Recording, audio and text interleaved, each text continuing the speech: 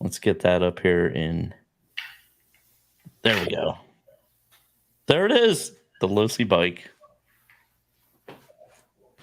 The JC Concepts version. That's right. Wow. Now, is that the one that... which one is the one that's hard to get right now? This is the Pro Circuit one.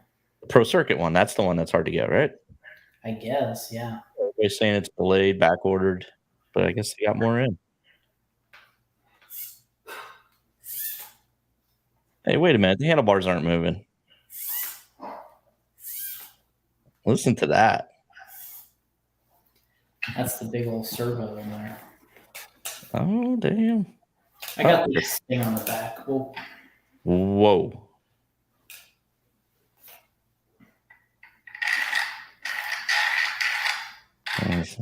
Sounds like the pinion's not firmly against the spur. I think it's good.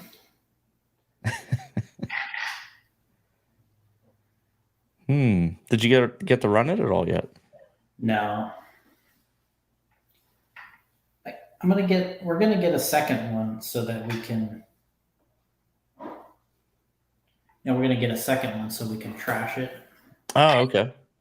Yep. That's probably not really the best word, but just you gotta bash around. You gotta have one that is one that stays in new condition, and then you gotta have one that you can drive and get, can kind of beat it up a little bit. Yeah. Ooh. You should try to figure out, put it over this way a little bit more so we could see it in the background. Or maybe not. There you go. It's right over your shoulder there. He's riding. So are you going to get I guess from when I was reading, you can get, let me pull you out of solo here, but I guess you can get little jerseys made up with your name on the back of it. Really? Yeah. I read that in the comments. They're like, oh yeah, somebody's making jerseys for it or something like that. Yeah. Somebody in the chat probably can inform us of that. Oh, look what I forgot I had this up there. That's me on the track talking to Frank Calandra. Oh, okay. Yeah, I see you. All right. This is the post ENAT of the Radio Impound Podcast 249. Recording date is July 27th at 8:06 p.m. Is that good enough info? Is that still in the Eastern Standard Time? Yeah, we're still in the Eastern Standard Time. That's what I'm in Pennsylvania, you're in Florida. I think we're all Eastern Standard Time. Between me and you. Bobby Lang saying, I hope someone makes a fat guy figure for the Losi bike. That would rule, actually. Overweight dude. I mean, when I look at it, it feels like it's amazing how big the rider is. Like the person next to the bike. The rider is massively. I think he's too big. No, he looks. I just think I think a person on the bike really is large in real life, but yeah, I think it looks good. For some reason, the RC makes me think of that more. Just how big how much the person on it, right? Makes a difference.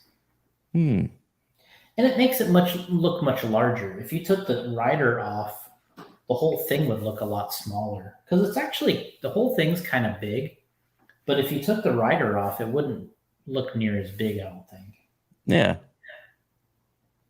Yeah, I could see that. So you got that in today?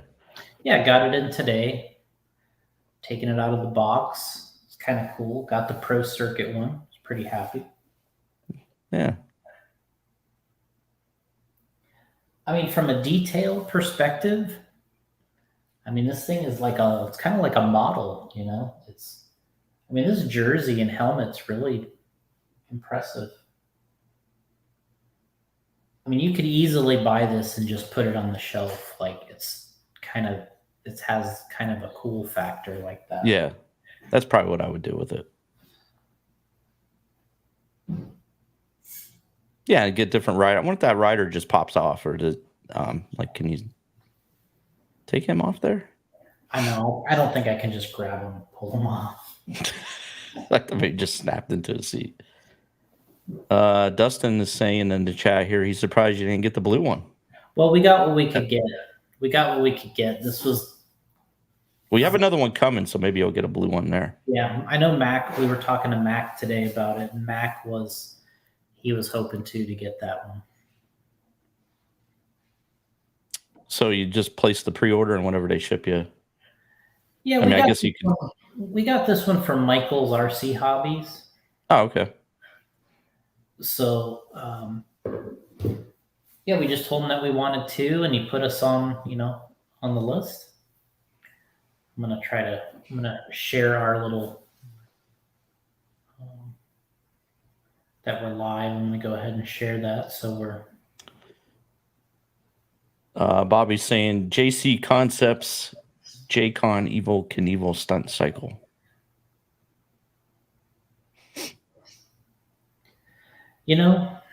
I would like to go the Evil Knievel route, but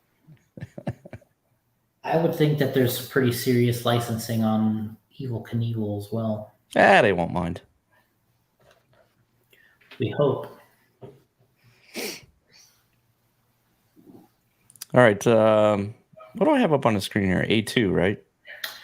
Yeah, I think it says A2 eTruck. Yep. Yeah, so I'll just play this in the background. Yeah, for everybody listening is we got up the Roar E Nationals, which I just attended. It was over in Rome, New York. Flew into Albany, New York, and got the rental vehicle and drove over to Rome, which I'd never been there before. This is Frank Calandra's track, who me and you were talking while I was there, how great of a guest it'd be to get Frank on. He told me that he's been in RC since 1978. Wow. So he says he feels kind of like the elder statesman at the moment. Yeah. He had mentioned with the situation where Ernie passing away, he kind of feels like he's kind of the elder statesman now, which is probably pretty damn correct. Yeah, I mean, it's cool, but at the same time, probably not always the award you're looking to get, because that means you're also getting old. But you know what?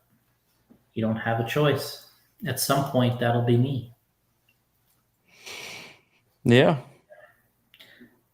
I mean, at this point, I'm probably in that. I'm probably in that elder crowd, unfortunately.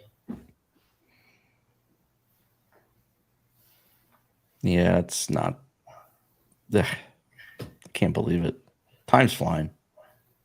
It is, especially the last. Obviously we got the shirt here, the 20th anniversary, but yeah, 20 years, dude.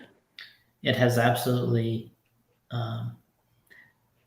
It goes by fast. Yeah. Bobby's saying Barry Baker will always be the oldest RC racer. Jake Engstrom checking in. Jake's probably at some fancy restaurant right now. Yeah, we got to get that list from him. We really need Jake's choice, right? Jake's choice of restaurants in Tampa. Yeah. Or St. Petersburg, wherever he's out there. Yeah, obviously at this point he's gonna have it down. Breakfast, brunch, the dinners. He's got it. He knows where to go. Where do those guys race? I see he races Wednesday night down there somewhere. Yeah, Jake from State Farm, Spencer Rifkin checking in. What's up, Spencer? Yeah, I told him we were going live tonight, so he had to check in with us. But yeah, I want to say that where they used to race, and Jake can correct this, but I think it was called Quaker State and Lube. That was like a restaurant that I think it was a restaurant kind of lunch place that looked like almost Yeah. like an old gas station. Yep. And they had like the NASCARs on top of the roof and stuff. We had one here at one time. Okay, yeah, I want to say that's where they were racing at, at that time. So, Free Ranch Goldfish is Bobby saying. So there it is. Yeah. Yeah, Jake's saying he still races there every Monday. Yep. So Quaker State and Lube, or is it Quaker Steak and Lube? Quaker Steak. Is it steak? And like I don't even know what it is anymore. Because I think it kind of has a Quaker State look to it, right? Right, it does, yeah. So I think I've only been there once, to be honest with you. So Jake says it's paved parking lot oval, and man, I don't know anybody that's probably gotten more laps out of a TC3. There it is, Quaker Steak and Lube. So it looks like there's a crowd there, and I'm thinking, man, on a Wednesday night in this area, it's dead. You're not getting anybody to race. But it's big city, whatever. Honestly, I'm sure it's a blast. It's just committing to doing it. Yeah. Having the right car for it. And honestly, it looks a little more on the, it's not on the super serious side. It's something to do on a Monday. And you use I think Jake always uses like a TC3, which obviously I'm sure you can go on eBay and buy old TC3s and TC4s for pretty cheap. We got Justin Doyle checking in. He's talking about Race Rock, which I remember going to Race Rock in Orlando. Obviously, I was kind of out of this at that time, but I knew that obviously I knew a lot about it. But when that place opened, Race Rock, they bought Bigfoot. They bought a Bigfoot, put it out there in Orlando. They also had a Samson monster truck was inside. Bigfoot was outside. That place was stacked. There was so much stuff in there, memorabilia. Obviously, we've talked about before, Kent Clausen's, was it 75.92 mile an hour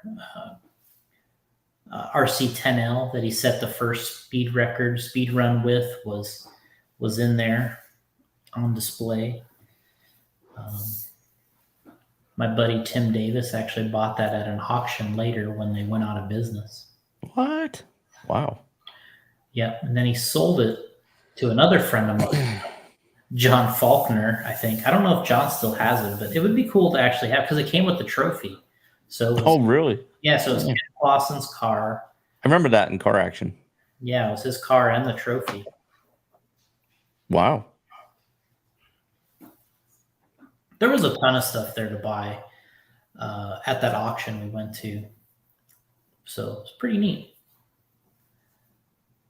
That was a popular place to go there on iDrive for quite a while. Eventually it closed. They sold off those things at the auction. Fun Spot. Let's see. Yeah, Fun Spot bought Bigfoot 7 and Samson, which was there. They had like a Dale Earnhardt NASCAR that was in there for auction. I don't really know how that, I don't know what that cost, but I'm sure if you were in the market for that type of thing, it would probably be a great place to go. Jake Kingstrom saying a lot of slash base oval class racing. All right. That shows you the power of the slash. Sounds like Slapper's Haven. I would imagine. But Oh, that's, Dave Grabowski. I think this is the first time he's ever checked into the. I don't know what's going on there. It's a lot brighter in Jason's office, but he's not wearing sunglasses. Well, got news for you, Dave. Neither am I. those you got the blue blockers, right? Yeah, exactly. Blocks out the. Makes the screen look nice here. It's not too bright for me, and they're not sunglasses. I need some of those, but I need prescription. They're gaming glasses. Grabowski. Can you get prescription versions? I'm sure he could. Why not? Do you want prescription versions? I'd have to. Yeah. So Well, then you can, yes. Oh, good. Bobby Lang saying the first brushless speed control and motor. I guess he's talking about the So it was, velodrome. so it was in Race Rock then, I guess. Yeah, there we go. There's I'm guessing that's what he means is that the first brushless ESC and motor was in there. yeah.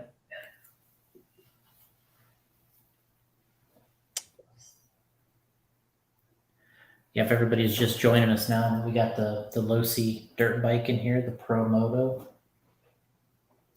Just got that guy today. Yeah, you need to get the Rona jersey on the back of that thing. Somebody in chat has to know because I've seen it in the comments. Somebody's making jerseys for it. That'd be cool. Yeah, Rona jersey. Then you have another one coming. Put Allison. They need to make a girl rider.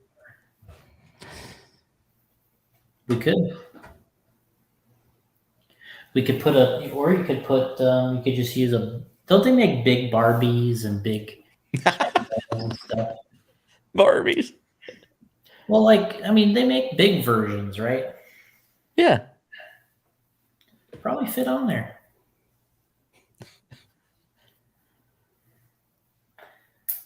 This podcast brought to you by the Barbie movie. We were just talking about that, Allison and I. Well, I was going to say, no, I was not. So you're like, wow, when did we go? Saturday? Now, we went and saw Indiana Jones a couple weeks ago. It was good. To live up to the hype? No. Really? Wow. I mean, nothing lives up to the hype, let's be honest. That is absolutely true. I always get jacked up for things and then it just flames right out. You're like, yeah, you gotta, it's like you kind of really, expectations, reality. it's hard because in order to sell it in today's day, you gotta hype it. You gotta put, you put so much effort behind the hype, but yeah, it's hard. It's hard to match today's day. It's hard to match.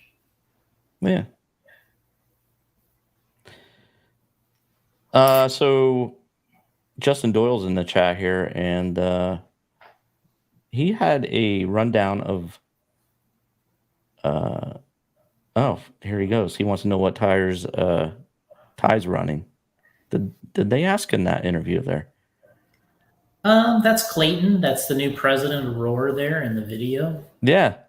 Interviewing Ty, and he would be a good guest to have on the show too. Clayton. He's really kind of a nice guy to talk to, and real. I don't know exactly what the right word is, but he listens. He'll listen to you. He'll take. Nobody's ever done that with me. He'll take criticism. He'll take anything in, and he wants to be better.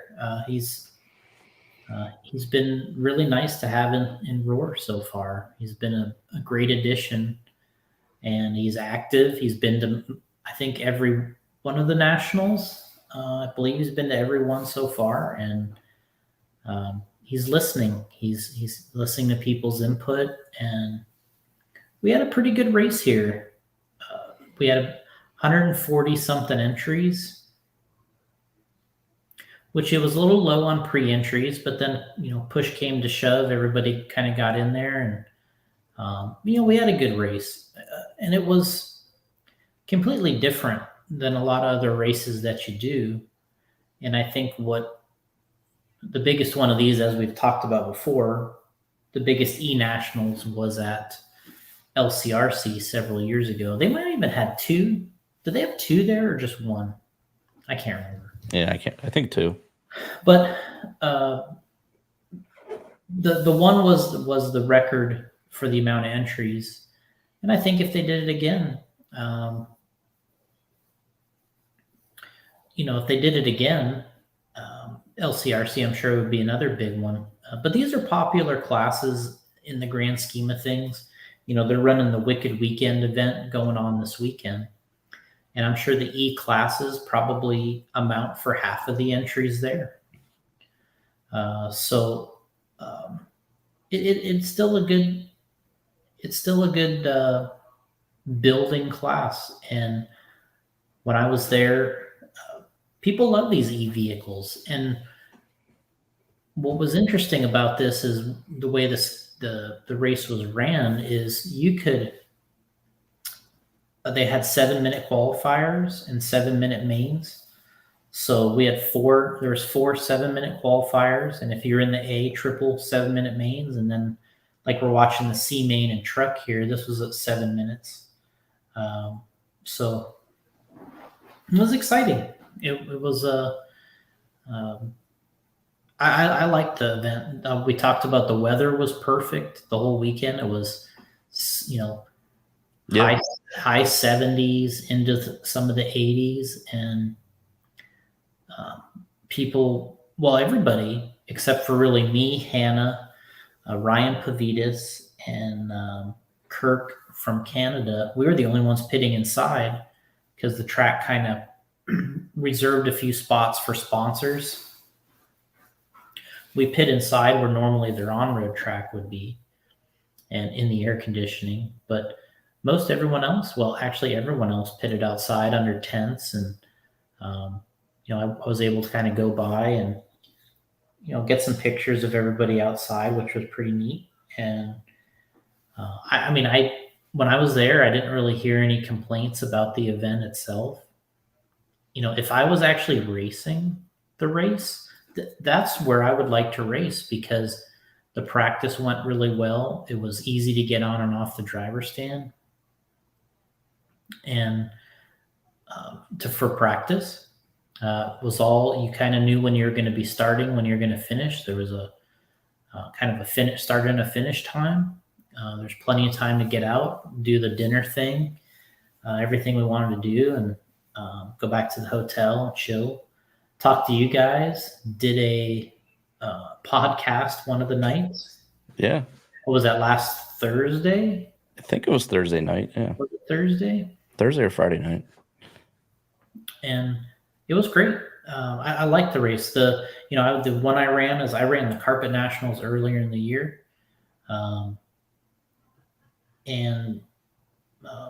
I raced that one. I went to the Fuel Nats, which was in Chico, and then obviously I was at this one. So I've been to three Roar Nats this year, and I didn't see any reason why people wouldn't like it, especially the Fuel Nats. I thought that one was really nice because they ran longer qualifiers than normal, and there's a pit stop in there. I think there were 10 minutes. There are 10-minute qualifiers there, 4 rounds. It was good. Mike Woods is saying Frank runs an excellent show at his facility. It's always top notch.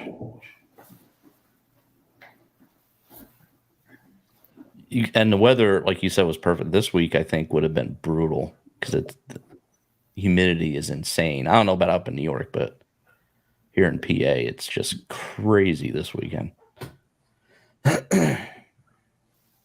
Or all this weekend leading to the weekend. Yeah, I think we got a little lucky somehow, but hey, did. Hey, I'm from Florida, man. We'll take it. Yeah, you're used to the humidity.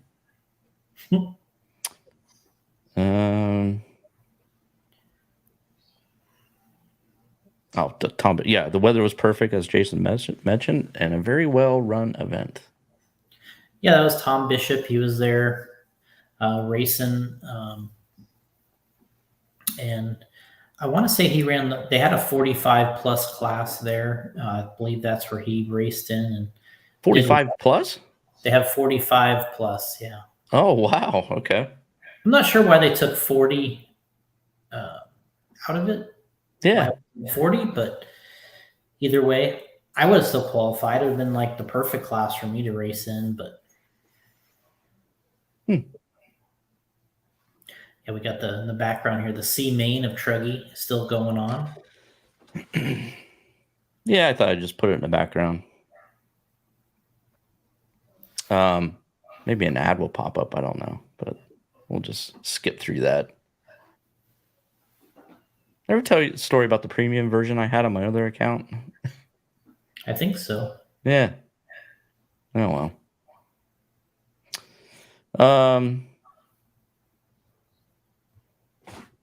Tom Bishop saying, yes, ran the old man's class. That's what they're calling it. And there was some fast drivers there.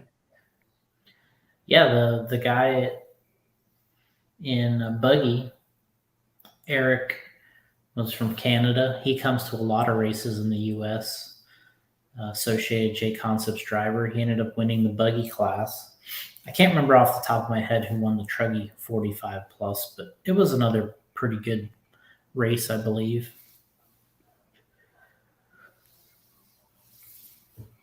Doyle's asking, is first E-Worlds this year? Feel like I saw that in my feed. Singapore, maybe? So what it is apparently in the rules. I'm trying to read a couple of comments here at the same time. Yeah, Jerry's saying that saggy balls always produce a few fast guys. All right, well, there you go. I don't really know what that means. Well, when you get old, your balls get okay. I wasn't going that direction. Can you get a tuck for that? Can you what? Can you get a tuck? I'm sure you could. You can pretty much get anything these days. So yeah, I'm sure you can get those tucked up. Okay. Well, we'll have to research that. Yeah. Mental note for later. Yeah. Jerry's saying maybe Botox, probably. Yeah, maybe. So the e-buggy worlds, the situation with the e-buggy worlds is apparently, and before it can be an actual IFMAR worlds, they have to hold essentially like a tryout worlds called a World Cup. Yeah, so, I don't get that. So they call it a World Cup, and they're going to have that event this year. And it's going to be in Portugal the week after the 10 scale worlds. That's in Arizona. So I don't know what's going on with the timing. Wow, that is nuts. It doesn't make any sense. I mean, everybody that I know from the US is not going. Like, nobody's even talked about it. Wow. So if there's not a good turnout, they're going to be like, yes, let's not do the worlds now. I think they'll end up doing it anyway. But all right. I think they just have to have the Brian Bush won Masters truck. So yeah, that the e-buggy World Cup, all the tracks are really nice that are there, were the two tracks in Portugal that they're talking about. But yeah, I mean, the timing just doesn't make any sense. You can't run the 10 scale off-road worlds in Arizona and the very next week somehow make it to the World Cup in Portugal. It's just, I mean, the race probably starts on you have to have your vehicles, you have to, set up and fly out for it. No, people aren't going to do that here. Our guys, and they're just, once this 10 scale worlds is over, they're just going to be like, all right, what's next? Our guys probably won't race till October. That's when the next big race is.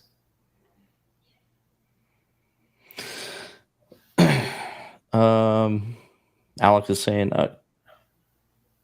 oh, you guys are made of money, right? Yeah, exactly.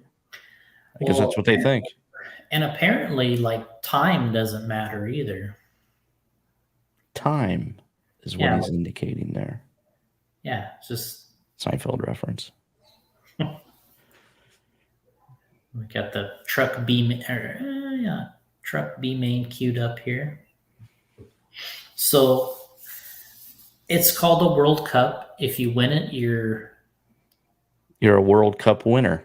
yeah, you're a World Cup winner. You're technically not an IFMAR world champion.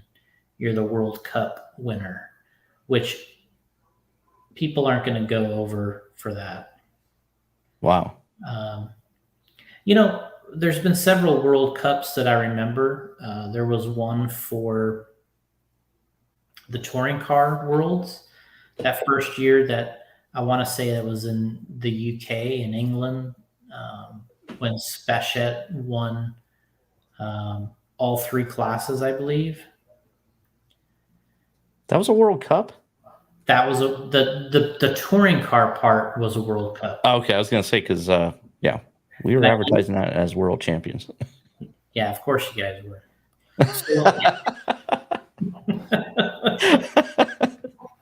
Hey, gotta do what you gotta do. Yeah, so it's hard to recover from that. So that was yeah, of course you guys would. So that was 98. And 2000 was the first ever IFMAR world champion in touring car. And I went to that one in Japan at Yatabe Arena. And that's the one at Tsushihara won. I believe Mark Pavitas TQ'd and Tsushihara won. But I think I was in the D main. And you know, speaking of our connection to Ernie, I remember I had one practice run that Ernie was so excited for me over, and I come off the track and I was just thinking to myself, I'm like, are you like watching the wrong guy or something? And but he was like, I'm doing your lap times, and he's like, you look fast out there, and your lap times are really good, and I'm like, all right. That was like whatever, E. That must have been the best run I had while I was there. Honestly, I don't remember really performing that well, but there was a lot of good drivers in the D main. Well, I mean, it's the Worlds, so right. You know, and it's 10 drivers per race, so you're talking top 40 in the world, racing it out. So at the time, I felt really bad about being in the D main, and when I look back at it, and I'm like, well, I'm not really that great. You know, I raced touring car, but hey, still top 40 at Japan at Yatabe Arena. I never went to a warm up. I never even raced the car before. It was a brand new Losi car. So, you know, Damn. I wish I still had that car. That was a really badass car. I worked there at Losi during the summer and helped to actually I did most of the design on the whole car with Gil Jr. because they had a couple engineers move on right when they were trying to build this car for the world. So they asked if I would come out there and help. And man, so what was I? I was the year 2000. So it was the year 2000.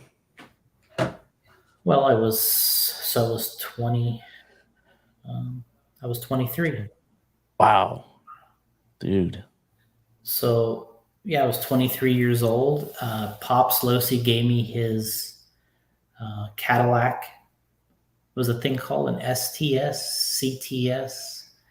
I can't remember what it was. This black Cadillac. I stayed at their Pops' house. I had my own like wing at his house. I'm trying to remember if I had a key or they just exactly how I got in. I'm sure I had a key, but yeah, they treated me so well. Pops and his wife stayed there, drove his car every day to work and back, and hung out with some friends. And you're like, Pops, I need more gas money. I don't remember how that. Yeah, maybe I just stopped and filled it up when I needed money. I don't know. What's for dinner, Mom? Yeah, I was late when I got back. I don't remember ever being there at like 5 o'clock. It was always like, you know, getting there late, waking up early kind of sucked. Hey, Pops, this Cadillac you let me borrow, it's almost out of gas. You got some gas money there? And yeah, working with Gil Jr. every day on that car, first touring car world. So yeah, 2000 was that first one. And that 98 was a World Cup. And I'm pretty sure for the Nitro touring car, Mark Pavidis won the first World Cup in Nitro touring car. And that was called the World Cup. And maybe it was, I'm trying to remember what year that would have been. Maybe he did that in 99, right around there somewhere, 99 or 2000. And then the next one would have been in 02, somewhere around there when they had the official worlds. Do I really think that's a class? Probably not, but I'm glad Mark won the World Cup. That's the one where his throttles, while the race was going on, I believe his throttles or his steering spring, the steering spring on his radio broke. Oh, jeez. So, when you're steering, there was no didn't return on its own. Yeah, I mean, not that you really drive like that anyway, most likely, but it just probably got super easy to move. So there was no resistance or anything. Yeah, you had to just kind of adjust on the fly. Yeah. Wow, that's pretty weird. Yeah. I saw Masami at the Winter Champs his 1 year. I believe this was 94. He broke his throttle spring on a stick radio during a qualifier, and he ran the rest of the qualifier with a broken spring on the throttle. Damn. I had that happen on a PlayStation controller, actually. Oh, man. Did you finish out the day? Yeah, the stick, I finished out the main. Yeah, I won. Okay, good. Got to put you in that Masami Pavidis realm. Yeah. See the stick on that stick right there? So when you go like this, it goes back. Well, it broke. And then so everything was free, no resistance. So I can relate to what Pavidis was going through. Yeah, I can. Yeah, it's a great time. So they got to hold this World Cup, and what's the point of it, really? So before they have the Worlds, they have to have a World Cup. But what happens if the World Cup is it doesn't go off with a bang? Did they say, hey, this doesn't work? So I don't know. I'm not sure. I'm not sure what they do for that. I just don't get why you have to have a World Cup. Just go right into the Worlds, see what happens. Yeah, there might be something. Lots of times the Worlds is based off of, things that happen in the Olympics, and maybe there's some type of rules in the Olympics before they can introduce a sport. How they have to. I don't know. I'm sure there's something about that.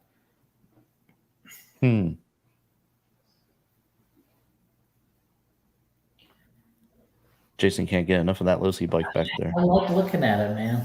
Yeah.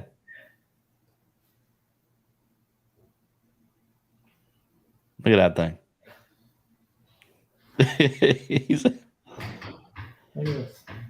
You're never going to run that one. That one you're just going to keep on the shelf. Yeah, this one we're not driving. So Alex is saying nothing changes. So I think if he's talking about the World Cup.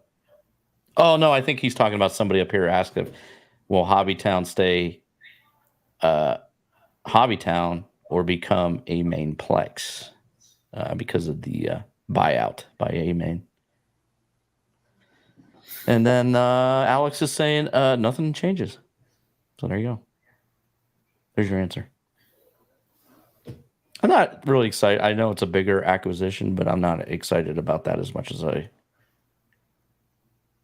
wouldn't say I was excited about the Trinity deal, but to me, it's not as big as the news. But it's obviously a larger bigger deal, I guess. So Yeah, I mean, Alex is probably the right guy to have in the chat during some of this. But up earlier in the comments, somebody had asked about if we were going to discuss this a little bit more. But Alex is probably the man to have on here for this. But a lot of people, I think, I could shoot Alex a link if he's not busy, but I think a lot of people think that right off the top that A-Main owns all these hobby towns, and all and I could be wrong here, but the way I understand the whole thing is a lot of these hobby, or all the hobby towns, maybe except for maybe one or two, are all individually owned. So it's not like A-Main buys Hobbytown and then they own over 120 Hobbytown individual stores. They own the brand and the franchise, and then you can have influence over having more. You can get more franchises out there if people want to become a part of it. So the better you run your franchise brand, the more people. So it's like owning a Chick-fil-A, or owning a Starbucks or something. You're the brand that people know that does well and makes money. So you want to buy a franchise and then set it up, and then you stock it the way that they recommend stocking that particular store, just like you would with Starbucks or Chick-fil-A. And then I'm sure if you want some help starting or running it from the beginning, maybe you can get some training or some people in there that helps. I would assume that that's available. And then you're kind of out on your own, right? You're putting your own money into it as an individual. And then, from the corporate side, from, A-Main owning it, they probably help you determine what's good to have in the store. If they have any information, they can probably run you specials. If they're, now A-Main is a distributor. I don't know if you knew that, Gotti, but they are a distributor also. They distribute several brands. Yes, that I did know. So amazing enough. So in this situation, A-Main, if they have a bunch of different brands that they're distributing, and they want to make available to the individual Hobbytown stores, then they have a lot of influence there. So I guess, to me, what you want to see from the outside looking in is the more of these hobby towns you can get that are successful, the better RC can do, right? Exactly. So I think it's in their best interest to put money behind it, to put, get that word out there that it's a great franchise to own. You get them in good areas. Maybe you connect them with a track. And then you can help make these stores be productive. Alex is saying, I think the biggest deal is A-Main will have the Hobbytown distribution warehouse in Lincoln. Yeah, so they ended up with another central location on top of it. So not only now they have their West Coast distribution center, which is in Chico. They also have their East Coast, which is in North Carolina, and now they'll have their central location, which is in Lincoln. So it sounds to me like a win-win for A-Main. I don't see there being any reason why this isn't a win for them, and I wouldn't be surprised if this is definitely a big win for everybody else involved as well.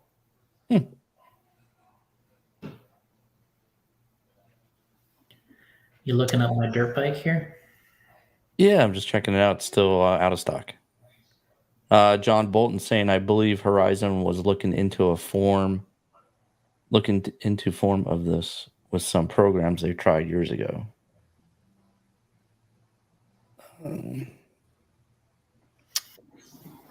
Yeah, I don't know if Horizon tried it or not. Horizon's already into so many dealers. And what this does is it also protects you. It gives you, if all these stores stay healthy and you can create new stores, it protects you. It protects you in a sense, because you'll always have somewhere to sell your product, a storefront to sell your product to. So there's a lot of other things, kind of underlying things, kind of going on here between Horizon, Traxxas, AMain. They're kind of the superpowers in the business, if you will. Those three. And so we got a lot of jostling around and maneuvering for power and maneuvering for the best angle that they feel that the business is going to go for all of them. And that's where we are. So you got Horizon kind of angling and positioning with their acquiring brands, and they already have a huge distribution, many hobby shops. You have AMain positioning to try to be in their best position possible. And then Traxxas, who's been in great position for a long time, sold by both of the other two big names.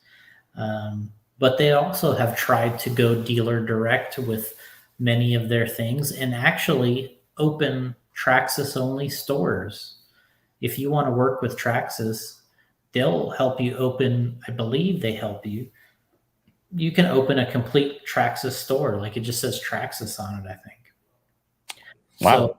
So, but obviously you can only sell Traxxas items. Right. Alex would probably know more about that also, but as far as I know, they will do that too. So you can see the three big, the three big things kind of going on there.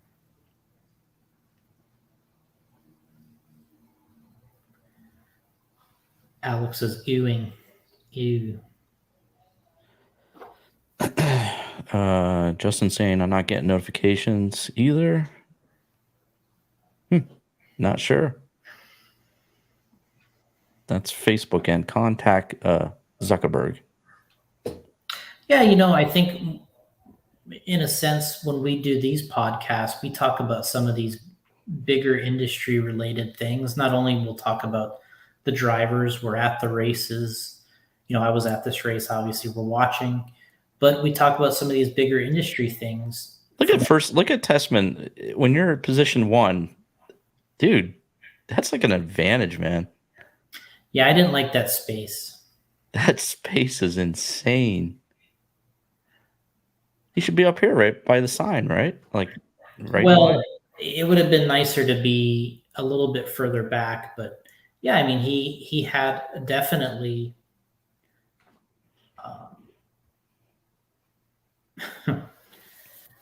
He definitely had extra 4 feet. But they lined up all the position 1s like that, so it wasn't just Ty. Yeah. Crazy. Alex is saying, I'll go more into what I know and have to say about the Hobbytown thing on the Hobbyplex Show podcast. Oh, geez. Does not want to reveal too much on the Radio Impound podcast. Tune in to the Hobbyplex Show. Check them out on YouTube. Justin Jubert saying he should have been back more. Could have still been straight. Yeah, when I was watching it, I was like, wow, position 1 has a huge advantage. Though if that was me there, I'd still screw it up.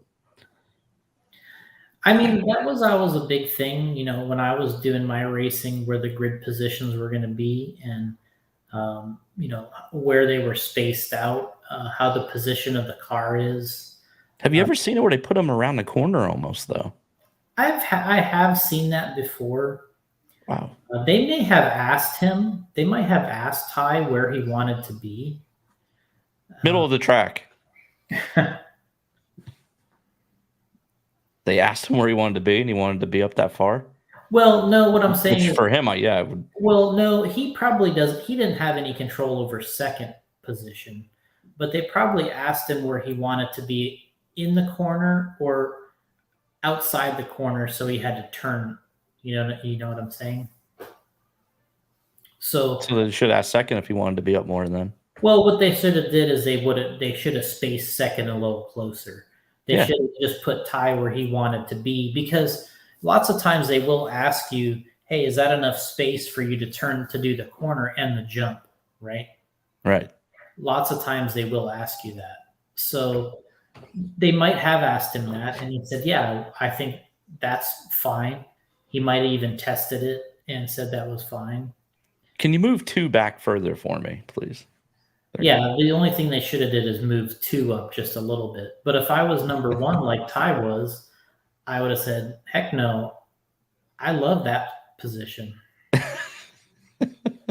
I mean, many times I raced during our club races, and when you're TQ, when you're TQ, you line up wherever. I would just line up wherever I wanted, like at a club race or a regional or something. You just kind of line up wherever you want, whether it's inside or outside, and then everyone else follows suit behind you. Yeah. Alex is saying, was that second chicane legal? Isn't it 10-foot lanes for 8 scale? I don't know. I think it was 8 feet in there. I want to say that Jared actually paced it off, Jared Wiggins, and it was like around 8 feet. Tom Bishop saying that the Roar officials measured the lanes.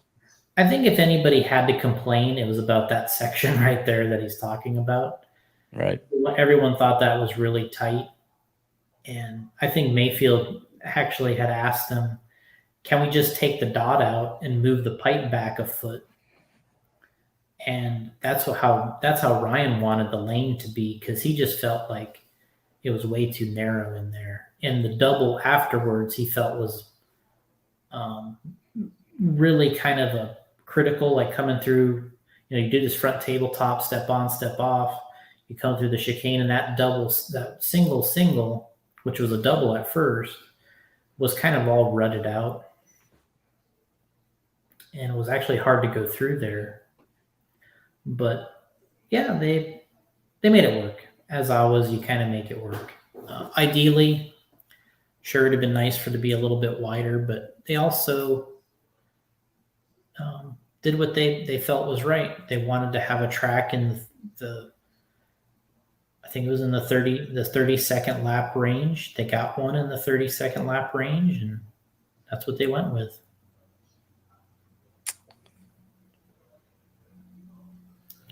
So we got in the back here, we got the battle of A2 of 1/8 scale heat buggy. Ty was in the lead, made a little mistake on the right side. Mayfield got in the lead here, and they're battling. This is for the win here. Ty wins this. He won the overall, and Mayfield, if he holds him off. Oh. Yeah, if he was able to hold him off, he can extend it to an A3. So big pressure for the driver in front here for Ryan, because if Ty gets by him, it's over. And usually you can drive a little looser here as the guy in second. You already won the first main. You kind of feel like you still have that extra main if you need it. And you can kind of let loose a little bit here and try to make the guy Ryan crash. But what ended up happening is Ty crashed twice here. So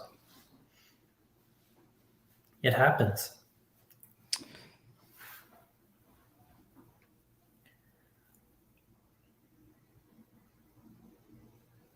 Alex is currently driving with his wife, and she's scowling at him for listening to the show while he's driving. She knows this is but ultimately she knows it's just too good of a show. Yeah. And he's got to be listening. Yeah. Alex, just tell her to relax. That usually works. Yeah, according to the internet, that doesn't work so hot.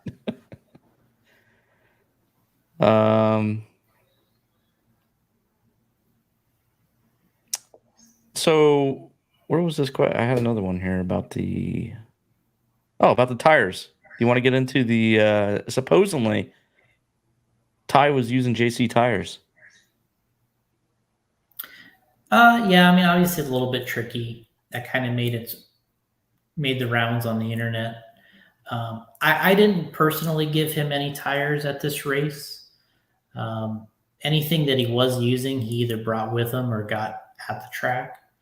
But yeah, there was photos out there of him using our tires, and there was photos of him using his, the hot race tires. He did use ours quite a bit. I believe he used the hot race in the first main and the JC in the second and the third mains. And I think all the qualifying, he might've ran our tires. It's a situation that happens from time to time. I mean, it's hard to say how it all, it's happened to us in the past, but so Yeah. Oh, Jubert delivered them. That explains it. yeah. There you go. It's a tough situation, but I guess I would say from his perspective, what he's looking at is he ultimately has to tell X-Ray that he felt like he had the best race he could have. And he feels like he answers to X-Ray pretty exclusively, I would imagine. And I think he felt like the best way at this track in those conditions was to match what Ryan and Dakota and those guys were using tire-wise. And that's what he did. And he felt the best. That put him in the best position to win, because I feel like he felt the pressure to deliver for X-Ray, and I think that was the situation. And I'm sure he got in trouble for it.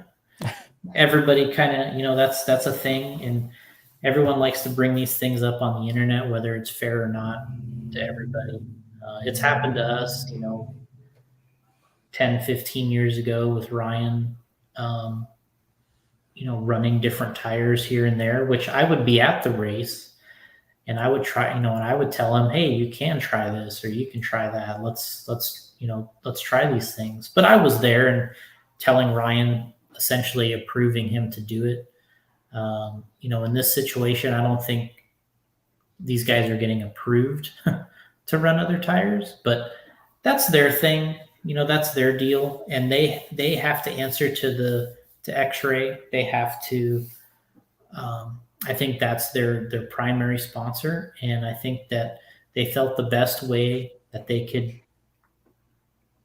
take care of their primary sponsor was to do what they needed to do from a tire standpoint. And that's what they did. I mean, X-Ray would care. Well, X-Ray cares if he's the most competitive he can be, right? If he goes to the race, and this has happened, throughout time, if it doesn't matter who, it could be Ty, it could be Mark Pavidis, whoever the person is that's racing. Mark was in my era when this was happening. If he ultimately goes back to X-Ray after the race and says, well, I got second or third place and I really felt we were at a disadvantage that weekend on tires, so I got second or third. X-Ray is not going to be very happy with that, right? They're going to say, well, why didn't you just run whatever tires you thought were the best? Really? Oh, wow. I mean, that's throughout time in RC, that's exactly how it was. I mean, Associated used to tell Mark Pavidis the same thing, used to tell Billy Easton that. Losi guys used to run Proline tires when they weren't allowed to be sponsored by Proline. I mean, Kinwald won many races on Proline tires, approved by Losi. They told him, hey, run whatever you got to run. And then, Billy Easton and Mark Pavidis, they won races on Losi tires. So a lot of that stuff has happened over the years. It's a little different today because the drivers, I'm not going to say they weren't professional before, but there's more paid contracts now and there's more contract situations now than there was in the obviously in the 90s, but that's something that he has to deal with. And they felt like, as anybody does, they feel like they owe it to whoever their primary sponsor is. And that's what they did. So the tough part is when you have to cover it up. That's the part that kind of sucks, is after the race is over, you got to change your tires, take pictures with your other tires. It's a little bit of a cover up. And everybody's kind of done that over the years, different ways. Yep. Today with those social media and stuff, it's I out there. remember the magazines, even in the magazine days. I remember seeing like Jack Johnson running Losi back at the Winter Champs, and you'd pick up Car Action and you'd look at it and it'd list tires, and it would say Losi, and you're like, well, I raced with him. He wasn't running Losi tires. Right. And it just said in Car Action that, so, and it would be the same the other way. If Mark Pavidis won and he was running Losi tires, they would put Proline in there. Today, they just everyone just kind of throws you under the bus. So, yeah, I mean, that's something they got to deal with. Everybody's a professional. They got to decide who they're racing for, who their allegiance is to. Are they allowed to make these changes on the fly when it's not approved? Everyone has to make that decision. Obviously, they did. They said, hey, being the most competitive that we can be and winning the class and TQing both, that's what they wanted.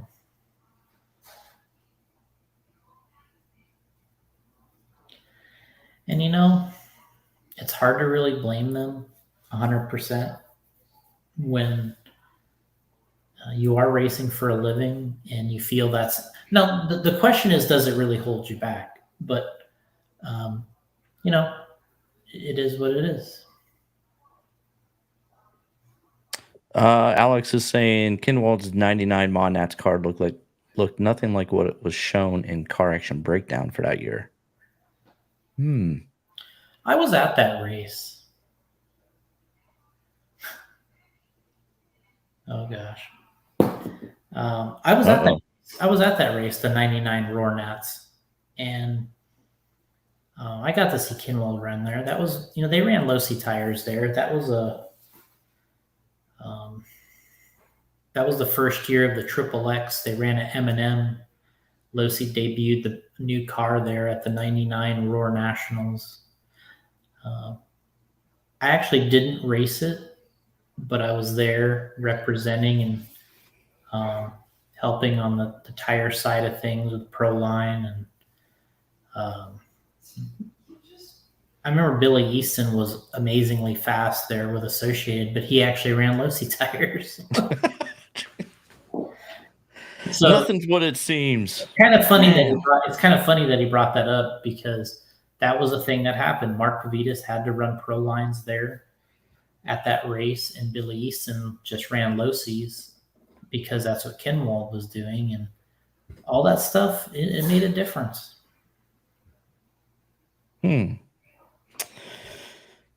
Bill Collins is saying it's weird that the current Roar manual says 8 foot for 8 scale electric buggy, but 10 foot for the other 8 scale classes.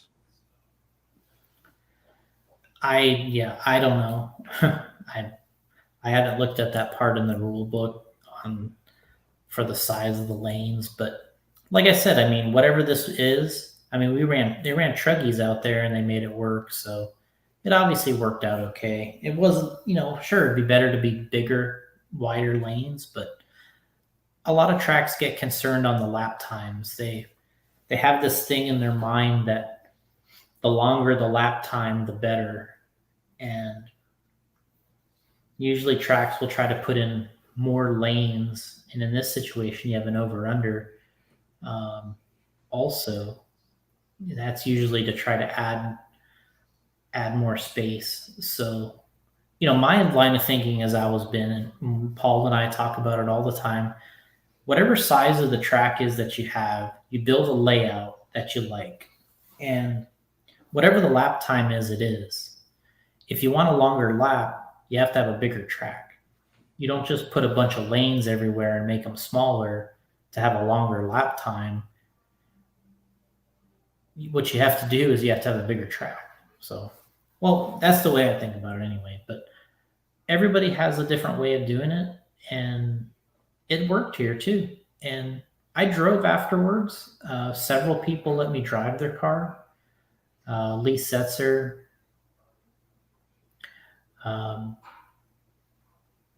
Lee Setzer let me drive his car after. I drove Dave Hemingway's Techno car. I drove Paul Ciccarello's X-Ray for a couple laps, but Paul's left-handed, so I had to turn the radio a weird way to try to drive his car. But yeah, so Jason crashed all of those cars and wrecked them.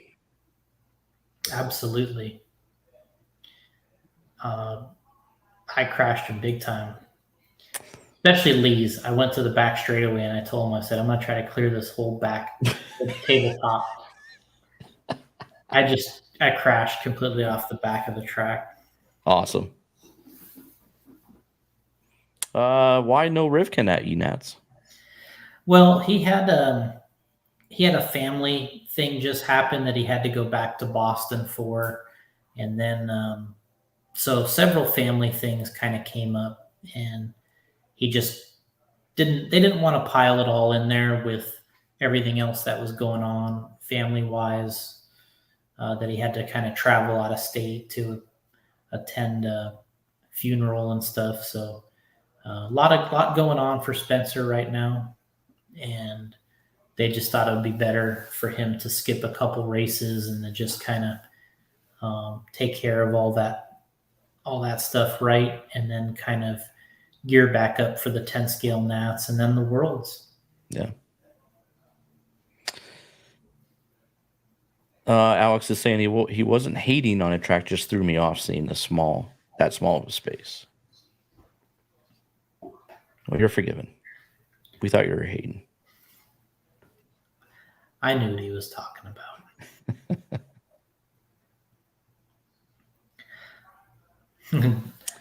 Jubert saying he's hit the container. Juber's, yeah. I've hit that container at the end when it went the other direction. What container is this? Yeah, so like when you're looking from the driver's stand, the container's on the right because. Man. Frank, look at this an ad.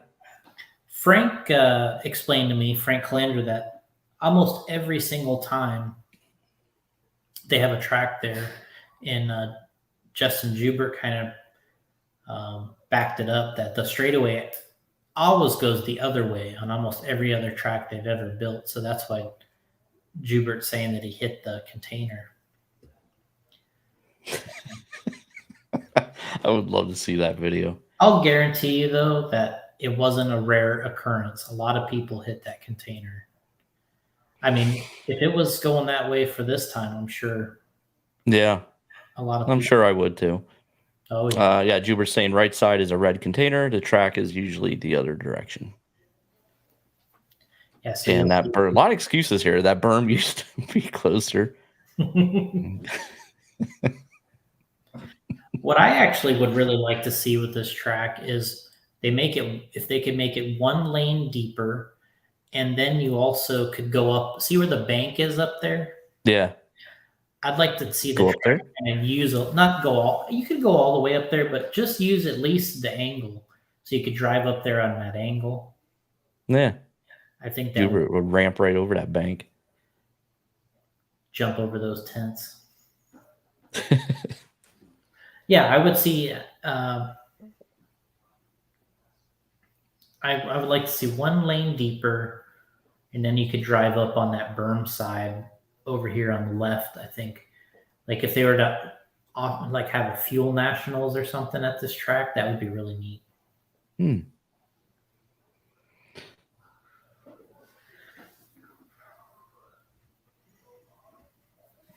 He's also saying that the newish area lasts 5 to 7 years. Okay.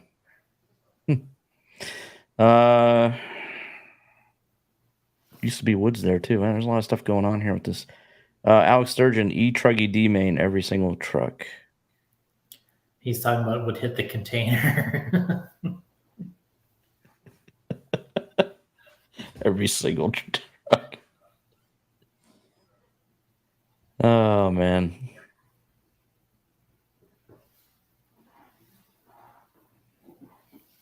And Jason checking out that look at, he loves that Lucy bike. It just seems so nice to have on the desk. Yeah, I wouldn't want to run that. You just want to mess with all the parts. So someone did ask up here, what you making for this thing?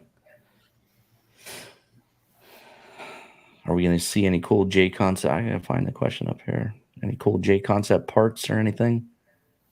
Don't know yet. We're still in the process of reviewing this Lucy bike to try to determine what we want to make. I was on the phone with Jason today. I was denying stuff, wasn't I, Jason? He was. You were dropping the hammer. I was like, I don't think we should spend our money on that. Certain items that we were going to make. I think what we'll see is if it continues to be popular, we'll definitely have some tires for it. Depends. We may need some wheels too. But that's the purpose again, and see what we can do with it. What I'm going to do is I want mine to have black wheels with all the white plastics, like the bike that they just showed online. There you go. You can see it there. Last couple days, they've been showing a Yamaha bike that's like a throwback paint scheme or whatever you want to call it, that has like white with neon, red and purple. The anniversary Yamaha. That thing looks so good. That's how I want mine to look. Yeah, so we get all the white plastic. Well, I'm going to have two bikes up here. Yeah, he's asking, why didn't you get the blue one? The blue one might be on its way. Yeah, we did order two, but this is the first one we got was the green one. And then the blue one, maybe that'll be next. But yeah, I'm going to put all the white plastics on it, get the wrap, have a wrap that looks cool, black wheels, some J Concepts tires. I think it'll be cool. Justin Doyle says it reminds him of that Sprint you shared today. Yeah. Alex Sturgeon saying, my bike is pretty messed up. Jersey is torn in two. Front and rear plates are scratched to hell. Stabilizer balls are ground down. Still hasn't broke though. Holy shit. I'm just amazed how much RC wheel time Alex gets. Yeah. He's got to have. I mean, he owns a track. All right, so here's the bike I was talking about. Can you see What's this now? This is the one I thought looked really cool. Yeah. Yep. The audio listeners can see it too. That's great. There you go, audio listeners. They already know what we're talking about. They just search anniversary Yamaha. Yeah, just do that. Yeah, the throwback Yamaha from this past weekend. That's what we're looking at. Wow. So that's what you want to do? Yeah, well, I want it to look like that.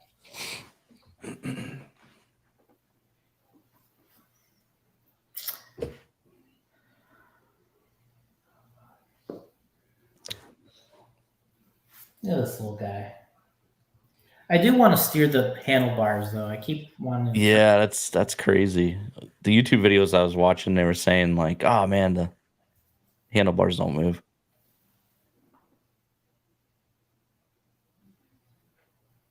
Yeah, because the rider would, his arms would need to move. We talked about this like the first couple times in the podcast, but yeah. Maybe you could get gold wheels. Those look pretty neat, or bronze. I think bronze or gold. Those are pretty neat.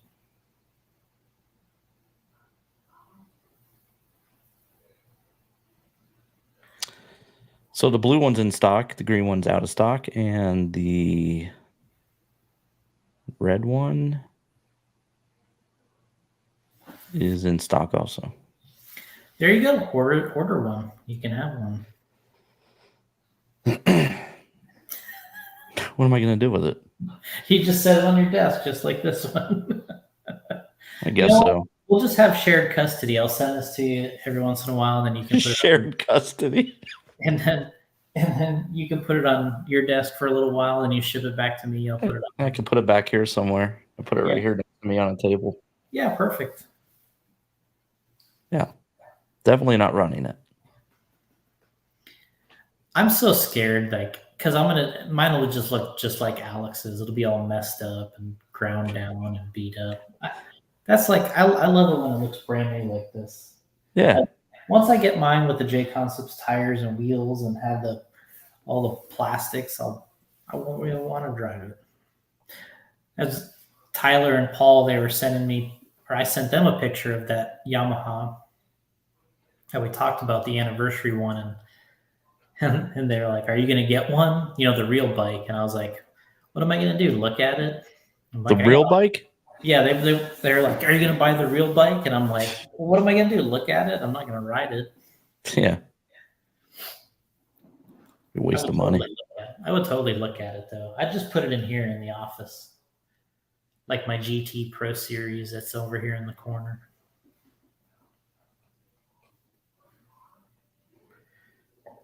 But you can change these out, I believe, right? You can get all new decals and fenders. Yeah, all the plastics. Yeah, you can order all the different plastics. Should we order one on the air here?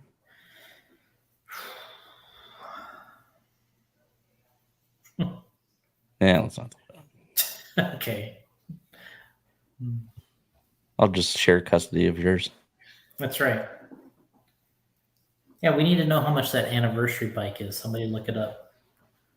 Yeah, Justin Doyle saying somebody was telling him that they're like 10K now. Oh, I bet you it's easily more than that. John Bolton saying we need a rip wrap on there. Yeah, you just use the green one and just change the wrap. Yeah. Now you're really like. Now I need the green one. Yeah, now you need the green one. Good thing you didn't check out. There it is, Juber, 12K for a KTM. Juber didn't pay 12K. Can we get those an electric start? Alex Sturgeon saying they're not hard to drive. It just needs the right kind of track. Yeah, I mean, obviously, I said that from the get-go. He already said that, Alex. Come on. No. I mean, he's just reiterating. Yeah, I know. Look at Juber. It's electric start. Perfect. It's electric. Boogie, boogie, boogie. All my four-wheelers, they were electric start. I'd turn that kick start out when I was a kid. I had like a 300 and a 350. I'd just stand on it. It wouldn't even move. Oh, here you go. Rick Hayes is saying, are we going to see a blue anodized chain from JC? I don't think you can because it's steel, so you wouldn't be able to anodize it. Yeah, what a bummer. Take the thing over here, but let me turn it around. But yeah, this chain it's steel links, so you couldn't really.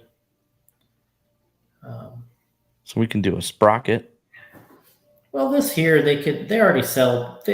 Losi already sells everything in aluminum that you can make for this thing. They already sell it. Oh. How about an aluminum chain for Gotti?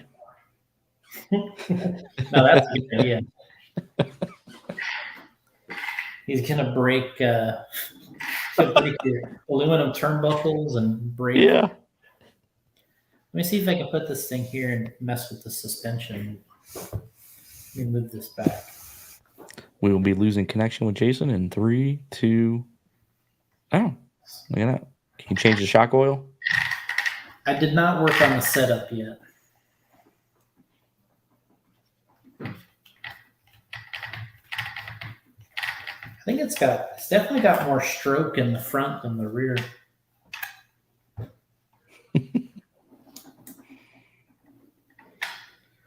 running a big ad right now for this thing, aren't we? Yeah. Gonna have to get Losi on board. Yeah, it's all right. Get them to be a sponsor. We don't do sponsorships here, sir. Oh, okay. Well. Yeah, well, there you go. I mean, Nosedive this thing. Yeah, do the head, shake it. I want to see the head bobble. In the video, you see him going, I don't know, I mean, look realistically. I mean, if a person's riding, you're probably moving, right? Yeah.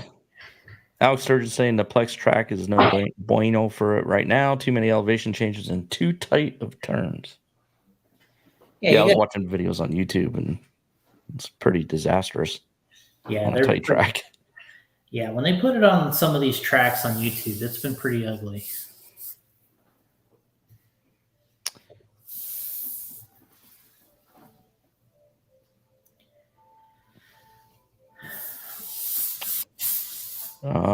Alex said he's driven his straight into a curb at full speed twice. Nice. So the first thing Mayfield sent me was a video of him just launching his, and it just landing right on the front tire, doing a flip, and just he's just destroying the thing. But he said his front brake doesn't work anymore. But he said he doesn't like it with the front brake, and his rear tire is a slick.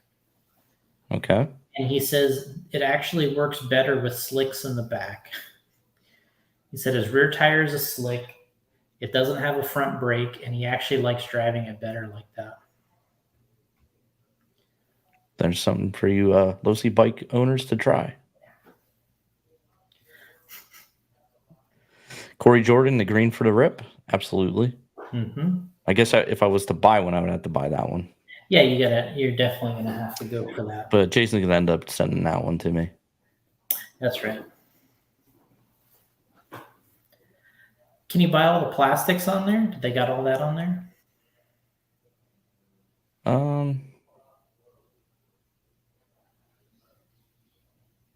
Hey, what's this mini? What's standard and large? What the hell is this? You can get an extra large.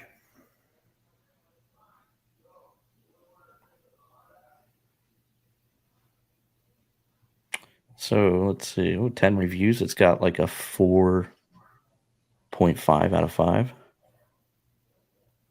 I don't see anything. Where's the accessories? In the box. Key features. Need to complete.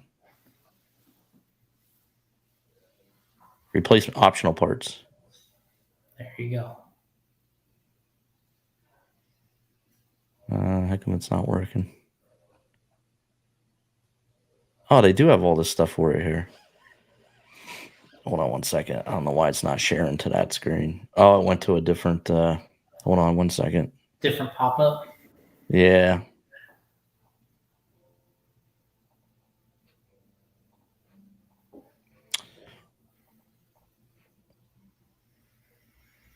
So let's see what we got here.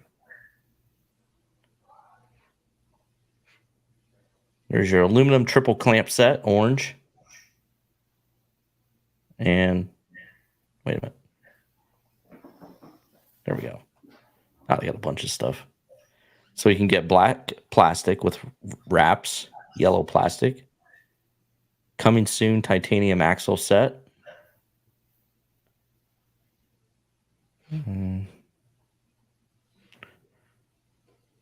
Orange plastic, aluminum compound gear, white plastic. Oh, that's what you want to get, right? The white plastic? Yeah. To make that anniversary one. Mm-hmm. Foot pegs, hub chain sprouters, the sprockets, rear brake rotor. Nothing blue, though. Oh, never mind. Aluminum hub set in the JC blue. It looks amazing. Man, I guess that would look really cool with some of this stuff on here. I'm sure it would. Oh, there's 3 pages. 3 pages of optional parts. There's your Dunlop tires. That's the black wheels that I want to put on.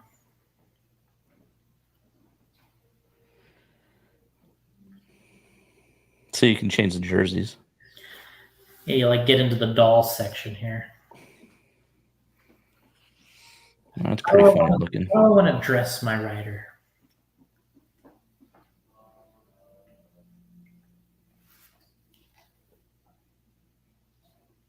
There's the Losi shock oil. Oof.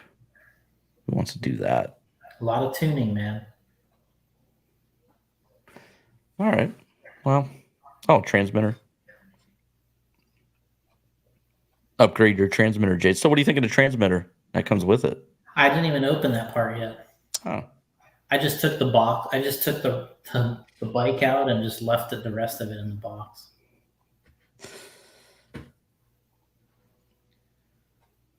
Yeah, they need to make more dolls for it.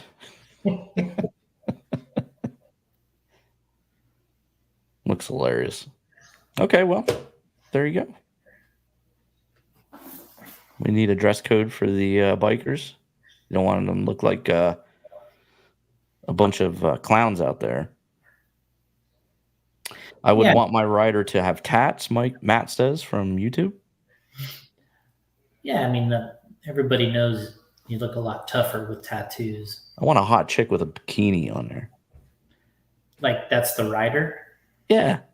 I don't want the helmet. Come on, helmet and all that gear. You want like the Diana Dahlgren. Just put a hot chick on there with a bikini. If you go on Instagram, there's the girl that used to actually be the monster girl at a lot of the Supercross events, Diana Dahlgren. And she's got a lot of photos of her on Instagram on a bike. I think with a bikini, so it'd be perfect for you. Well, there you go. All right. So what else did we need to talk about? Justin Doyle's in the chat. I know he gave me a, what would you call an outline for the show? Doyle, what am I missing? Justin Juber's saying it'll make your bike handle like garbage. What will? Not sure what he's saying. Well, there's not much you could really make for this, Jason. I mean, these guys are already making their own stuff. They're trying to kill the aftermarket, I guess. They're trying to make it exclusive to themselves. Yeah, they're just making it all themselves because they know that's what'll happen. So there you go. That's what you need. We got up higher in the chat. Steve is asking about the J Concepts relationship with Bigfoot.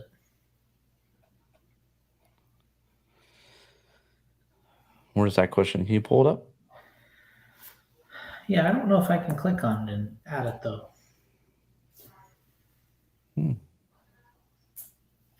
Yeah, Steve is it Steve Eichler? Eichler? What is the relationship? What is the relationship with J Concepts and Bigfoot? Seeing the video about the open house a week or so ago got me wondering. Mostly, I was just a fan when I was a kid. The only reason I got into RC was because I liked Bigfoot and I wanted to have a monster truck, RC monster truck. And about, I don't know how many years ago, about 7 years ago, we started in some RC monster truck items and we sell that in the product line now. So it's kind of an opportunity for me to do some bonding with the original reason I got in RC, which was Bigfoot. So we're making a lot of monster truck items, bodies, tires, wheels, and we also we have a licensing agreement with Bigfoot where we can do several different Bigfoot decal packages. We offer those on different bodies for trucks. So that's kind of a fun passion project that we have working with Bigfoot. And we went to the open house for several years now, but this year in particular. We covered that on the YouTube video. So we actually raced RC monster trucks there, and so was really loving doing that there on the property. We had an event at the hotel that was kind of like a get together for RC. That was good, and then we had Jim Kramer's last ride, which was his 72 years young. Did his last drive in Bigfoot, so. That's what that video is about. So that's kind of the relationship.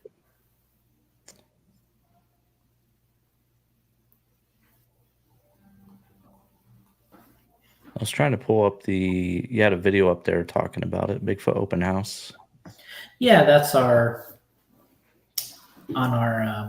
the vlog on YouTube.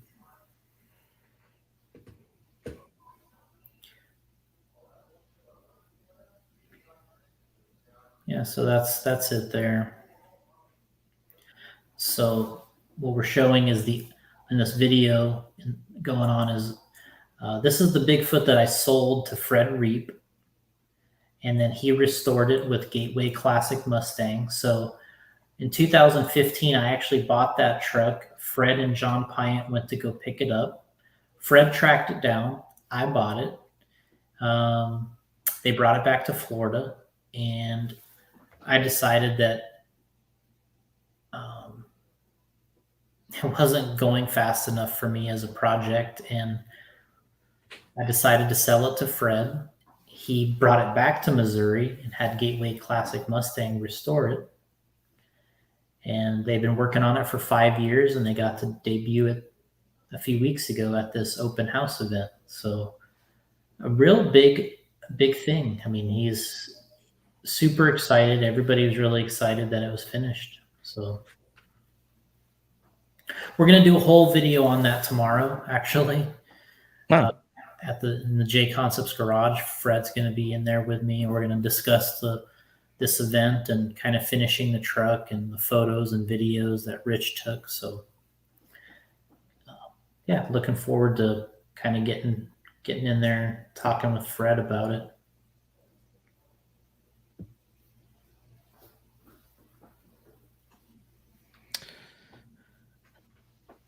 So this is where our setup was at the open house. You can see we had some display vehicles out here.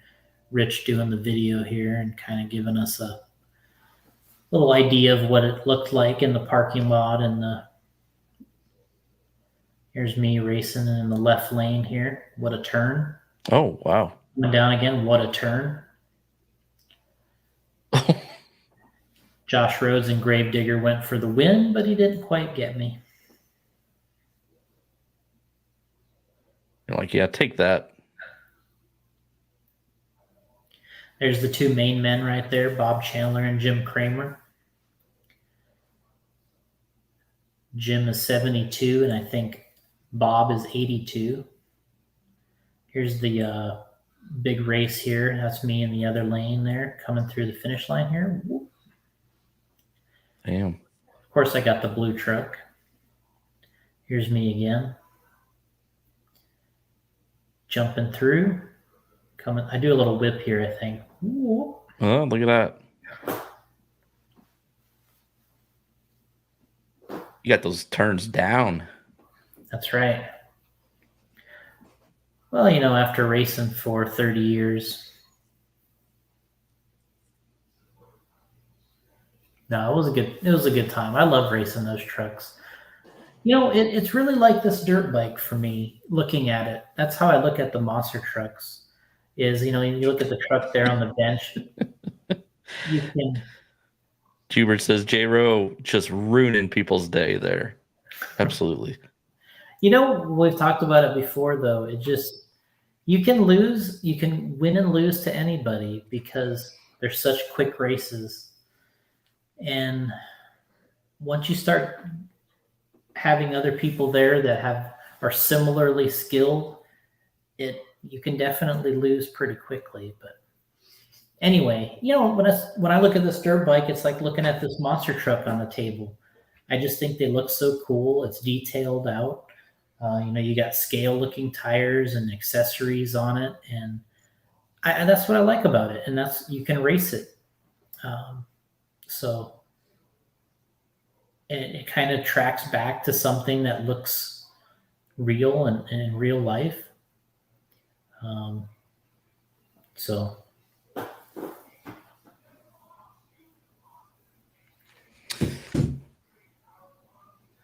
Well, you have more to come on this. You guys are recording tomorrow, you said? yeah, Matt here in the comments, he's saying, I remember a monster truck that was built on a tank with tank treads that looked badass. Yeah, they that was in like 1988, 89, 90. There was a big run of, they called them monster tanks.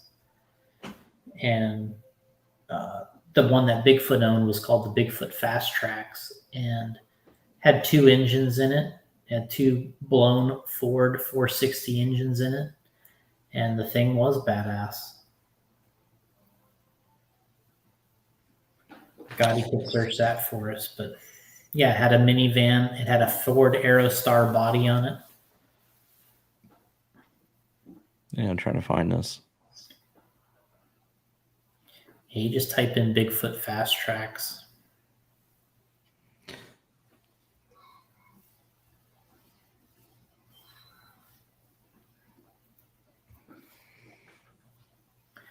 But yeah, Justin Doyle's right. It had a full size van body cut in half on it.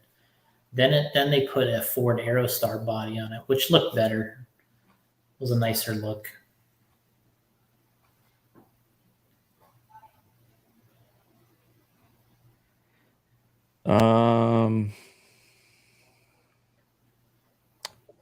John Bolton saying he's going to start an internet rumor. Jay Constance to purchase Bigfoot franchise. Mayfield to head driving. He'd be a hell of a driver out there, but you definitely would be working on the trucks a lot. He wouldn't be taking it easy here like Jim is and behind in our video going, this is Jim here driving for the last time. But yeah, Ryan would be.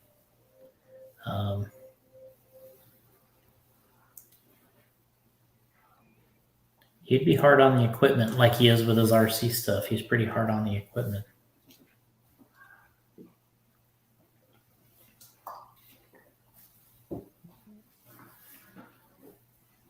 The heyday of minivans, that probably was the late 80s, early 90s.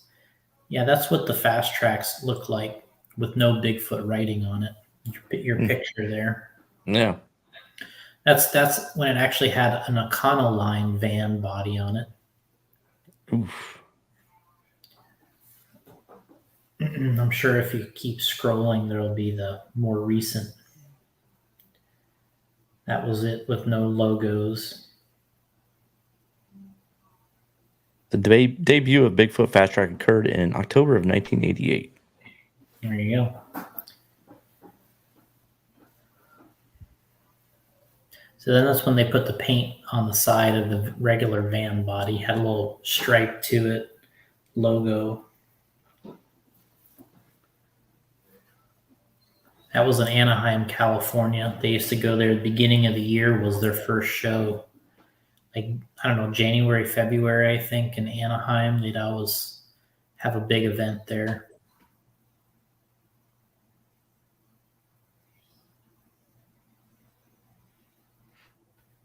Justin Doyle saying, tell us about the A1 compound debut / release. We're on the monster trucks right now. What are you doing?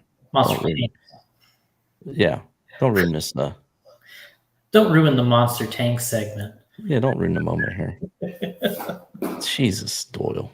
So A1 compound. So in our line of compounds, we got blue soft, green super soft, and then we get into aqua, we call A2 compound, and then A1 is a little bit harder than the A2 compound. Stuff you use on a really blue groove track condition. It's got to be hot, abrasive, We used the A1 quite a bit at the Worlds in Spain. Eventually, we actually went to silver compound there because of the way the track was. But I would say before that time, before we went to silvers, the A1 was our favorite compound that we had brought there with us. So we decided to start selling them. So now we have blue, green, and then A2, which we call it, I believe, a medium soft, and then medium we call the A1. Jason Santos is saying I had the Parma Bigfoot shuttle body on my Midnight Pumpkin for a short time back in the day. Yeah, what's funny is we're pretty close to actually releasing our own Bigfoot shuttle body. We're making 3 different wheelbases.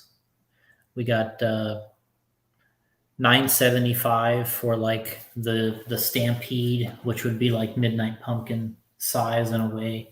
Then we're going to have a little longer one for the Clods or the Regulator monster truck, and then we're going to have one for the race trucks. That's about 13 inches wheelbase. Matt on YouTube is asking, are A1 compounds for 8 scale or also 10 scale?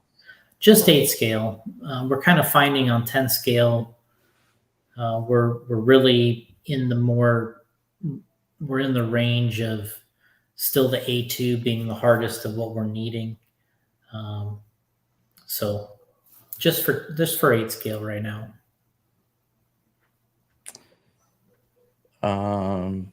Bartel's saying, totally off topic, I've been making parts for my B44. Jason, did you guys draw that in metric or inch? It was an inch. And at that time, we had several parts on the car, obviously, well, quite a few that were drawn, were associated parts. So we kind of stuck with the standard measurements because that's what they were using at the time too in 2003. So the B4 and those were drawn in standard measurements. So we stuck with that.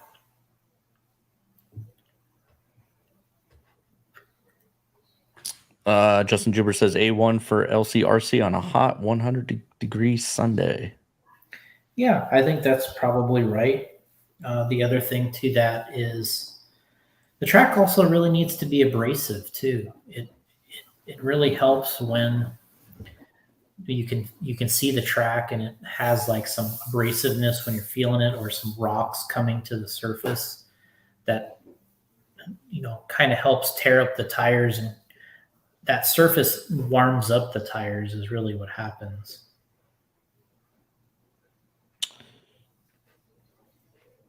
Justin Doyle's asking, did anyone try anything harder than blue at the E-Nets? Actually, when the race was over, Paul Ciccarello tried A2s, and he said that was the best for him. He tried A2 relapses. That's actually when I drove his car, but I was trying to drive it a left-handed radio. But so, yeah, he actually really liked them. He thought that was the best compound he ran. Right at the end, he ran the A2s. Bartel says, thank you, Jason. He's been meaning to ask that for months. Yeah, I mean, that's a really cool question. Something you don't get very often.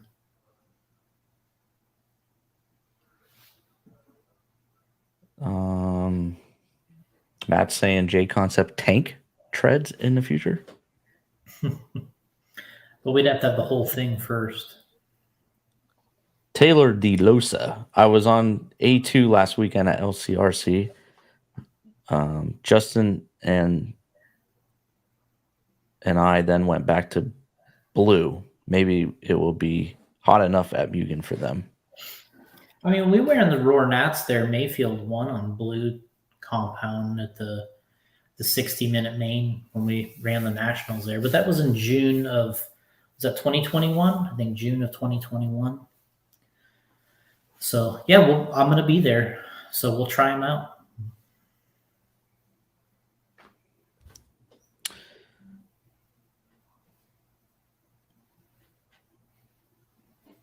I think I read that wrong. He's telling Justin. I said Justin and I, but Larry Tom says back to the money makers, monster trucks. Larry's in my corner. All right. Looks like I went through all the chat. Wicked Weekend coming up, Jason. Yeah, they're going at it right now. I think it was just a practice day today, and then tomorrow is mostly practice. So, yeah, I'm pretty excited about seeing how things go. I guess Dakota, according to the updates I've been getting from Paul, Hannah, Tyler, Dakota's kind of flying again so far in practice at Wicked. So Dakota's hauling the mail.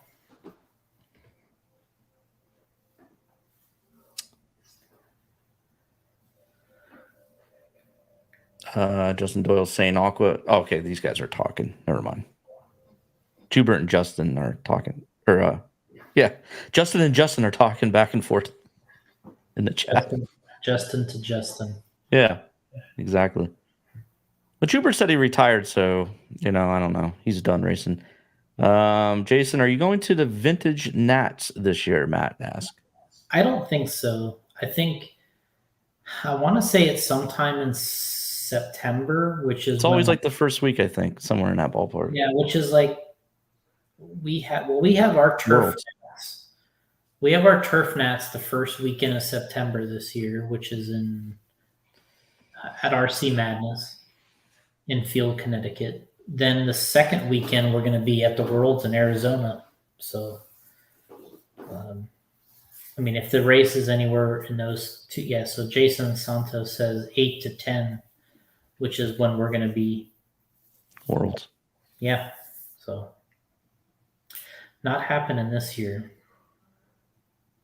Honestly, the track we were just at for that E-Nationals, if they would have made a smaller section of it, it would have been like a perfect vintage track. Put some water on it, run some double Ds in the rear and some rips in the front, and been the perfect vintage track.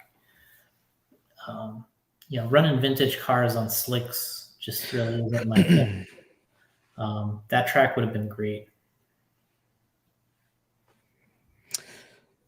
Justin Jubert says, I'm retired now, but like hanging out with my friends at the track still. Okay, so we'll see you at LCRC in August then. Come on out. Let's hang out. Let's hang out. Hang out at the Airbnb. Yeah. I'm probably going to have to crash there, by the way, just so you know. I'm sure there's room on the couch. Larry Tom wants to know if you want a Vintage Worlds class at the Worlds. There you go. Oh, I don't think they would add one. But I would. I just think it should be outside. It needs to be on the dirt where the RC10s work really well, and one of these days we'll get a good outdoor vintage nationals on the dirt. Matt's saying maybe Jason Santos can be the J Concepts ambassador at the Vintage Nats. What better guy? Yep. He absolutely can. Justin Jubert will not be at LCRC with us in August, Jason. He has 2 concerts as he's going to. Oh, my God. No, man. Whatever. He'll be back in the racing. I give him under a year. He'll be back bashing around everywhere. Look at Doyle. He quit, comes back, quits, comes back, quits, comes back. All right. Alex Sturgeon saying Jason can't go because he has to be available to remind me I'm not a pro driver and a F main finish at Worlds is perfectly respectable. F main, huh? You were counting down there. How far is that? It's 60. It's top 60. Yeah. All right. Well, there you go. That was a good one. Appreciate it. A, B, C, D, E, F. Yeah, that would be top 60. It's It's closer to the A than the P main. Top 60 would be good. If he could make the top 60, it would be pretty good.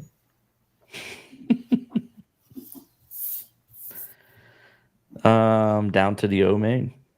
Larry Thompson. So is that guaranteed? Maybe Larry can tell us how many.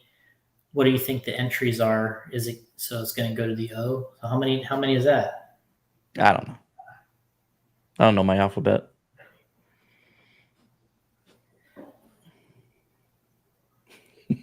Jason counting. You audio listeners, Jason's counting. So 15 mains, yeah. So that's 150. That's 150 entries per 2-wheel and 4-wheel. So it's 300 total entries. So yeah, that would F main would be inside the top half of the field. That's pretty good. That'd be pretty good. Damn. F main, and I would be in the U main. I think the worst I've ever done at the off-road worlds was the D main. Yeah, you were just talking about it. Well, that was on road. I made the D main. Oh. And D main and off road? That was the worst I did at the off road was the D main. Yeah. Here we go. Matt's saying, I love the J Concepts RC10T front nose. How about a one-piece J Concepts RC10 tub chassis? Most tubs available now are scrubbed hard and drilled to Swiss cheese. We've thought about it. The only thing is Associated is selling a bunch of tub chassis on eBay right now. I believe they're selling the gold ones on eBay, and that's probably the best place to go right now for a fresh tub. Man, the C main, Alex. Yeah, Alex is saying if he makes it to C main, he will cut his hair. I think he should cut his hair if he gets to the F main. If he gets to the C, I get to cut it. How about that? There you go. Be like when the Trump and McMahon WrestleMania. And Larry Tom said he'll have the clippers ready to go. There you go. Can you imagine? C main, I get to do it. Look at that. Alex Sturgeon says deal. There you go. Yes. All new stuff on the line. Epic. It's a win-win for me. Yeah, it is, really. Jeez. Jason Santos is saying I would cut if I could qualify for the Worlds. He would cut his hair if he can qualify for the Worlds even. So yeah, that's not bad. And so it would be. Wait a minute, I don't think he has hair. Is it next year's? No, he has a. Okay. He's got long hair. And Larry Tom's saying that might be the best live video of the weekend. For sure. But yeah, Matt, check out on. At least you guys have hair to cut. Jesus. Yeah, Matt should check out eBay, Associated's auctions on there for the tub chassis right now. They are selling some gold ones, which, I mean, it probably would be, you could get our nose piece and then you could probably, you could strip the chassis and try to do some anodized stuff. Yeah, that would be a way to have a brand new one. But yeah, we've thought about making a remake of the Associated chassis, but something's going on right now in the vintage world. I don't know what, but something's going on. You can kind of feel the vibes. I know there's something going on. Yep, there's some news and vibrations. News and vibrations. I like that. Coming through. You can kind of feel it. Like what? You can just feel it. Something's going on. No. I can feel it coming in the air tonight. All right. Wicked weekend. Best of luck to you guys out there. Whoever's attending. I wonder if I saw Corey Jordan in the chat here. I wonder if he's going. We got Wicked Weekend. And I guess we'll check in next week. When's the Roar Nats, Jason? It's in August. So it's right after. That's next week. I'll look at my phone. Yeah. I'm not going to that one, right? I'm supposed to go to the World, you're saying? The World's correct. Bartel is saying all new nylon parts kill or CF tubs. It's a crazy time. Wow. So I guess you're saying, yeah, well, the vibrations are there. Okay. Yeah, so the 11th through the 13th is the Roar Nationals. The 11th through 13th of August is the Roar Nats for 10 scale.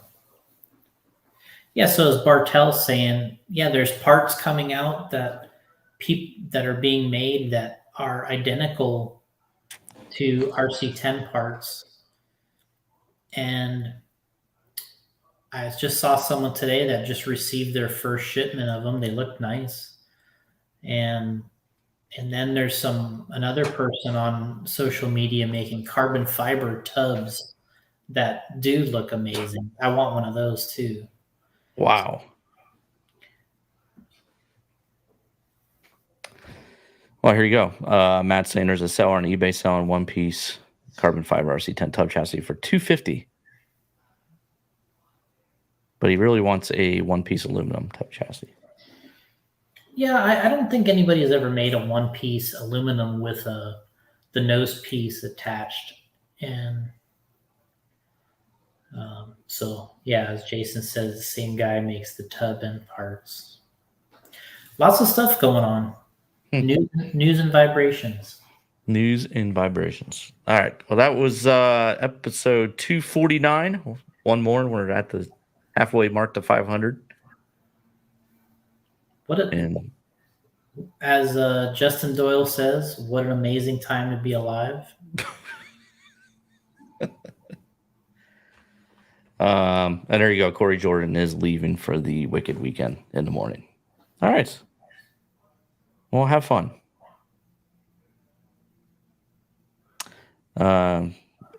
We will catch you guys. So Wicked Weekend this weekend, Jason will come back and give us the whole lowdown on what happened there before you head out to the next race, because August will be here next week. It's a busy August because we got Nats, Mugen Challenge. Then you got to prepare for the Worlds. And we have our race in Connecticut, Turf. That's right. Carpet Nats. Busy August. Yeah, I mean, between you coming to Mugen Challenge, Carpet, Turf Nats. Well, I'm not going to Turf Nats. No. No. Mugen I can make, LCRC. Okay. I'm looking forward to that. I like going there. Yeah. All right. We'll catch you for 250. We should have a big celebration. 250. Only, took a while to get there, but we're there. So we'll see you guys on the next show. And yeah, Justin, I just said that. Are you going to Mugen Challenge? Yes. And Jubert's probably right. If it's hot, I won't show. Next week, it's supposed to cool down, though. This week, it's 90s with high humidity. Next week, it's supposed to cool down. Okay. We're looking at 70s. So there you go. Help us All out, right, guys. Good weather. Yep. We'll catch you on the next one. See you.